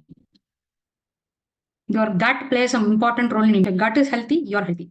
So every day, early in the morning, one thing I can suggest is as soon as you get up, even before brushing, okay, glass of water. Okay, take 1 glass of water and drink it. Slowly, slowly, slip by slip. Once for all, you drink it. Okay, it is going to help in flushing out your system. Remember, unless until you have passed your stool, please do not eat anything. It is preferable you don't eat. Because if your stool is not clear, your digestive system will not work properly. It is a one-way gate. One person has to come, finish his job and come out. Only then the another person can enter. But what we do, we keep filling. This is going to lead the food to get turbid, okay, putrefied, fermented, increase the toxins in our body, and diseases will be there. So flushing out your digestive system with water is very important. Okay. It is a known fact, then there are papers and research that 50% of your health problems can be solved simply by drinking water in adequate amounts in a very systematic manner. 50% of your issues can be solved. Okay, unless until it is some genetical issue that is there or some other external issues you have. But lifestyle issues, 50% of the problem you can cure with water. How many of you have heard of Dr. Barbara O'Neill? Have you heard of Barbara O'Neill? She is an Australian naturopath. Yes, ma'am, I have heard. Yes, she talks Very about good. how to drink water. How you need to drink water. Why water is very essential. If you can fish out her discourses and watch it on YouTube, very important insight you will get on water. So water is a very important aspect for health. Okay. So drink water early morning on an empty stomach to help eliminate the waste in the intestine. Right. It is found in research that cancer patients, okay, who have history of drinking only 2 or 3 glasses of water in a day or less than that, and also suffer have suffered constant chronic constipation. Long-term constipation has been linked to cancer in majority of the cases. Okay. So if you are having constipation today, forget about any other health issue that you have. Don't bother about that. First and foremost, an important thing that you'll clear yourself is of constipation. Even most of my patients, all of my patients, when I ask them all their issues, whatever issues they have, if they are saying constipation, the first thing I'm going to concentrate is on eliminating constipation. Constipation not just of your gut, constipation of your mind also is very important. Okay. There are research papers. Her name is Dr. Barbara O'Neill. If you want, I try to fish out the videos and share it in the group. She is Dr. She has Barbara. an YouTube channel dedicated to her. Yes, there are so many YouTube channels who put clippets of her excellent discourses. Okay, she runs a wellness center also in Australia, somewhere in Australia. Okay, they have their own retreat where they do a 12-day cleansing program and they teach you what is health and other things. Okay, so if you can afford, I would say please go and attend it once. Excellent lady. Okay, she was a former nurse who has vast knowledge in health. This is a naturopath. Okay, so please drink water. Water is a very, very important aspect. So now, how much to drink? Ma'am is telling drink water. How much to drink? You have to drink water according to your age. This might not be true for everyone, depending on your conditions. People who have kidney issues, water retention issues, all those things are different. Okay, those people have to please listen to your doctors and drink water according to them. Okay, so children below 1 year, 300 to 500 ml of water, because the main food that they get is in a form of water. Milk is majorly water. So for them, up to half a liter of water is enough. Okay, children between 5 to 10 years, you can drink up to 3 liters of water a day. It is very important, required for them. Okay, and not just drinking water, they have to have more liquid kind of foods. Okay, biscuits, pastries, chocolates, please stop for all your kids. Humble request. Ma'am, what they say generally, the new dietitians, that whatever is your weight of your body, divide that by 2 and 10% of Right. that is what you need to. Is that okay? Or Yeah, that also you can follow, but this is a general requirement saying it's an average. At least this much you should be able to drink. Does that mean my height is 5 feet or 5'2" and I am 80 kgs? Should I drink 6 liters of water a day? Is that correct? No. no, so 80 divided by 2 is 40, and 10% of it is 4 liters. Yeah. Should I be drinking 4 liters? You need to see what is my age group. Because see, I'll tell you what. In TCM, this is the problem with, I don't say they're wrong, and I will not tell you don't follow them, but I'll tell you one simple concept. In TCM, we know that our age is very crucial. And according to our age, our energies will change. Okay. When you're growing, your metabolism is high, and we know water is a very crucial requirement for metabolism. So young people will require more water because their hormones are also in the peak. Okay, for functioning of your hormones, your enzymes and other things, you need water. But as you grow old, you don't require so much water, isn't it? Your body Yes. itself is more water content than compared to younger days. Okay? Women, particularly after the age of 35, no matter what exercise you do, we will put on weight. Why? Our progesterone, our estrogen ratio will change, enter into premenopause, perimenopause, and we know these hormones play an important role in water elimination and water retention. So think little logically. This is a general census as to, I'm telling you how you need to drink water. You will get to know that if you find it is too much, don't go ahead, don't push. Your body will tell you, I am drinking too much of water. For example, I'm talking to you right now. My body is asking for water. I need to give it water. I cannot say, no, no, no. This is the timetable. This is the rule. So I need to drink 4 liters of water. I have finished my 4 liters of water quota. I will not drink right now. Don't do that. Have I answered your question, ma'am? Ma'am, They're not wrong. I don't say they're wrong, but please use your judgment also. Ma'am, one information. See, Yes, sir. when you are telling for food, you are telling when you are feeling hungry, you eat like that. But why the same concept is not applicable for water? It is applicable for water also, sir. I did not say it is not applicable. No, suppose if you are not feeling any thirsty, still you want to drink? If you are not drinking adequate amount, you need to drink.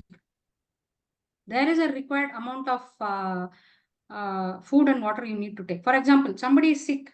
They're having some internal issues. Okay. They have not eaten for 4 days. Will you say he's not hungry? It's okay. I will not give him food. He is having some internal issue, imbalance that is making him not to feel hungry. Some constipation issue he has. Some liver related issue he has. His appetite is not there. Will you leave it saying he is not hungry, we will not give him food? So what I am trying to say you What is, I am telling, suppose you need to eat food when you are hungry, and you need to make your lifestyle in such a way that you feel hungry. You need to drink water when you're thirsty, and you need to keep your lifestyle in a way that your body generates thirst. Thirst and hunger are very important things that your body needs to have. At the same time, excess is also bad. When we say excess hunger and excess thirst, in TCM we say yang excess. We need to treat the patient and reduce their yang. Okay. These are all diagnosis part that we say. But what I'm trying to tell you is, please understand. If you're not hungry, your voice is stucking. I had been to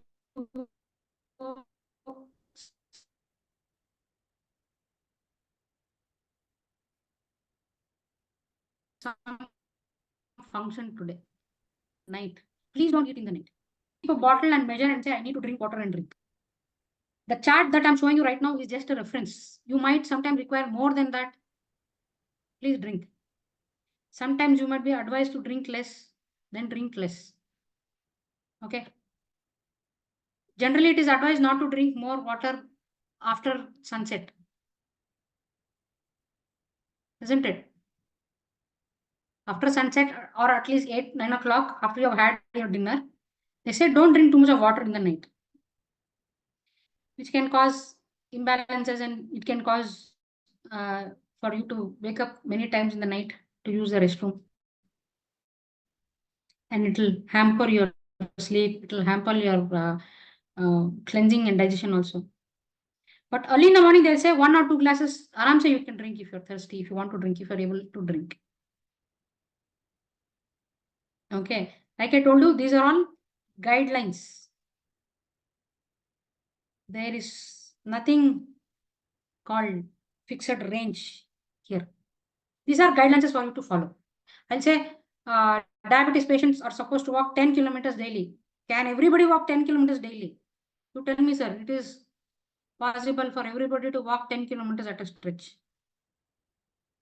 You need to use your own discretion also, no? Sometimes you need to decide what to do, what not to do, isn't it? How many can you walk? You can walk 3 to 4 kilometers in the day, walk another 4 kilometers in the evening. Clear? You still have some doubts? Clear, sir? Okay, I hope it is clear. Let's move ahead. Okay, so this is the chart. Okay, according to your age, this is the amount of water that is required for your body. Okay, here you will see as age grows, your water requirement will reduce. Right? Now, how do you drink this water? All at once? Again, whatever I'm telling you right now is one kind of guidance, and people who are comfortable with this can follow this. It is not a hard and fast rule saying that this is the only way to drink water. You can try this process for some time and you will see that you will have a lot of changes in your system yourself, you will find. So this is the average chart. I'm telling you volume. For example, you are 30 years old. You need to drink around 5 to 6 liters of water. Let's take it as 6 liters. You divide it into 3 equal parts. That is 2 liters. Okay, per part. Now drink the first part as soon as you get up.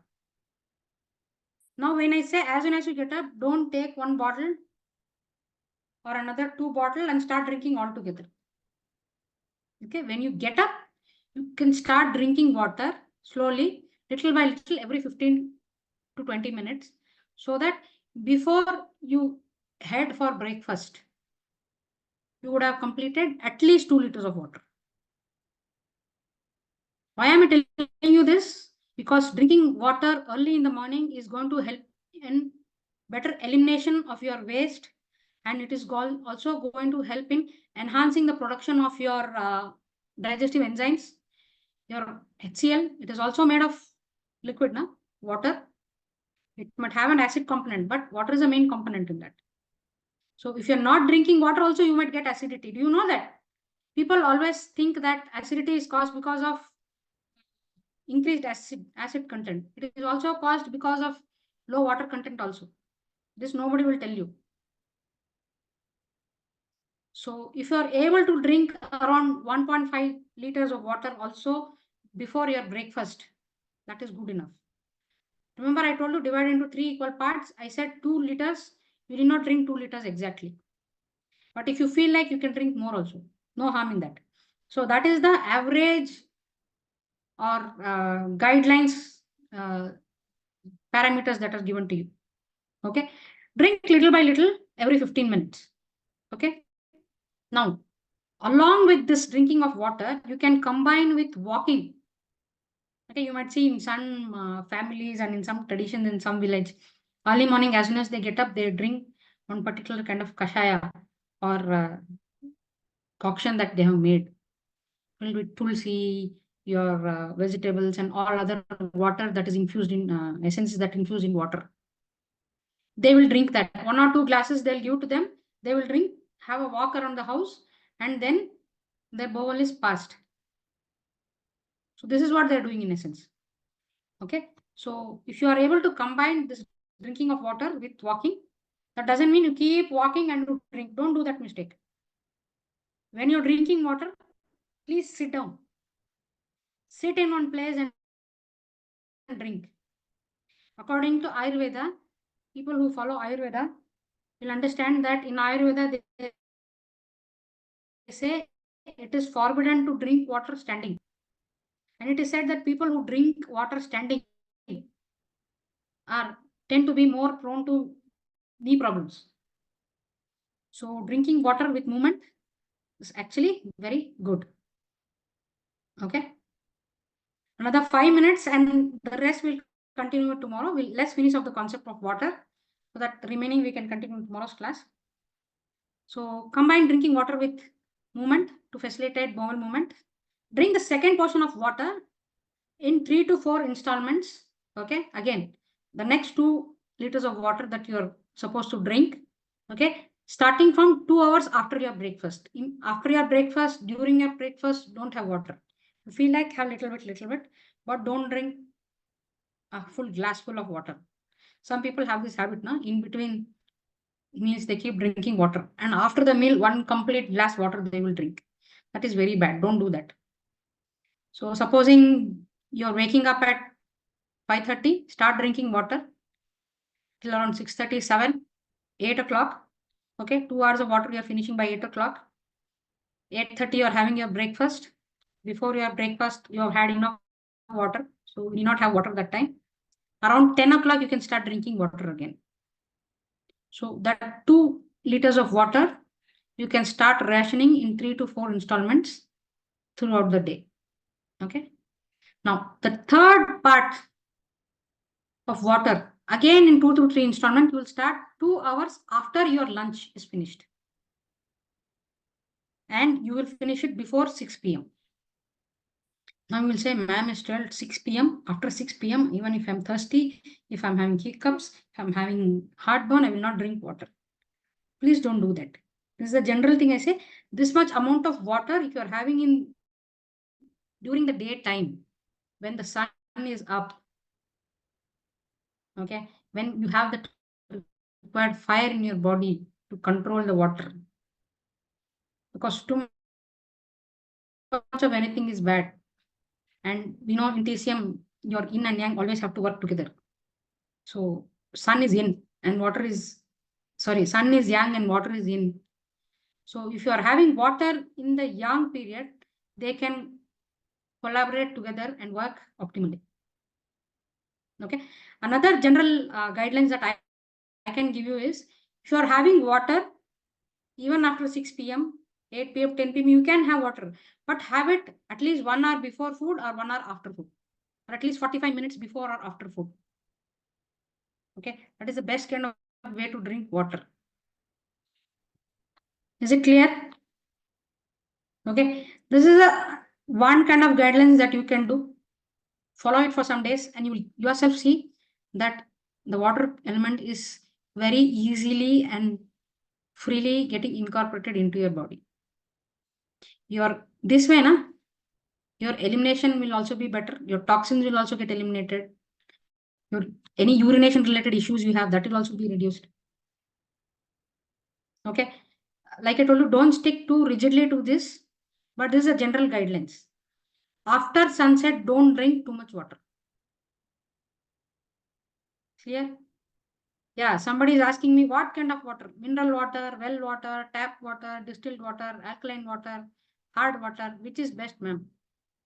See, normal tap water that you get is best, okay, which is having all the minerals in the local area. But we know in modern day time, we are not getting water that is stored in our area. It is coming through pipelines, through the municipal corporation, and it is filled with a lot of chemicals for disinfection and other things. Okay, a lot of other unwanted chemicals might also be in water.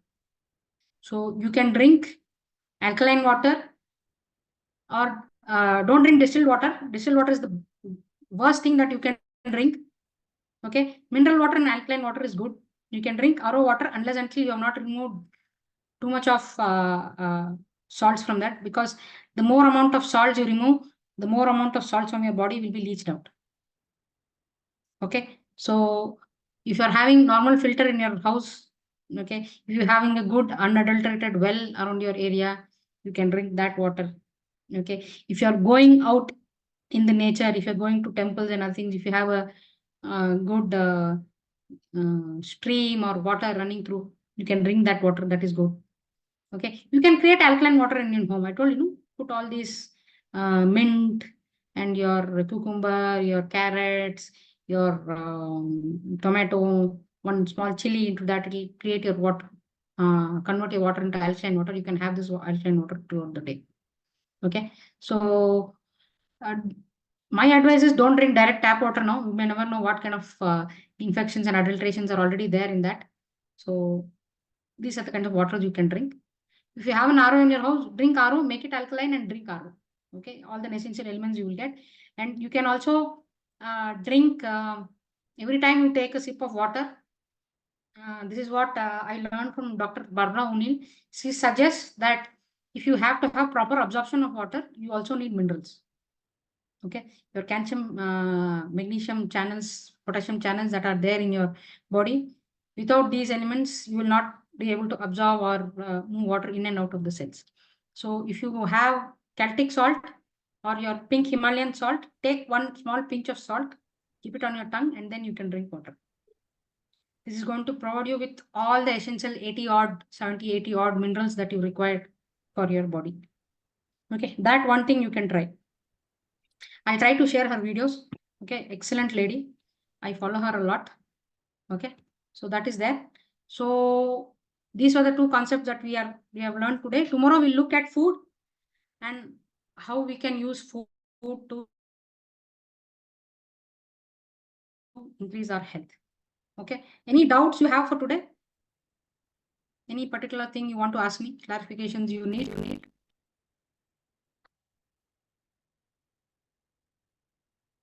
Okay, one more thing. Every week we are going to have 2 classes. Okay, one is going to be on Wednesday. One class is held on Friday. Okay, every class will start at 8 p.m. Today, since it was an introductory class, it started at 8:30. So all your classes will start at 8 p.m. So the first few classes, particularly the nutrition part, is going to be free. So even non-registered students can attend these classes. And the next class will be on Friday. We're going to continue with this topic, and the class will start at 8 p.m. Okay, is that clear? Okay, I will take it as an S. And okay, I'm also deeply a lot of gratitude for you people to attend. So this is my small effort and quest towards sharing knowledge with others. I know all this information is available in YouTube, and you go to ChatGPT and type in anything, you will get answers to anything and everything. But this is just my small little human effort to share whatever knowledge and information I have got. All this information that I'm giving to you right now is what I have gathered from other lectures and other classes that I have attended. Nutrition, homeopathic treatment, naturopathy medicine, and other things. So I want to share that information with you. That is why this is there. And next class, even your other friends and family members can also join in and attend. So I will send the link in the group. You can please share that to others also, and they can also attend. So once again, thank you all for attending today's class. I will see you on Friday class at 8 p.m. Thank you. Good night. Shubhratri. Good night, ma'am. Good night.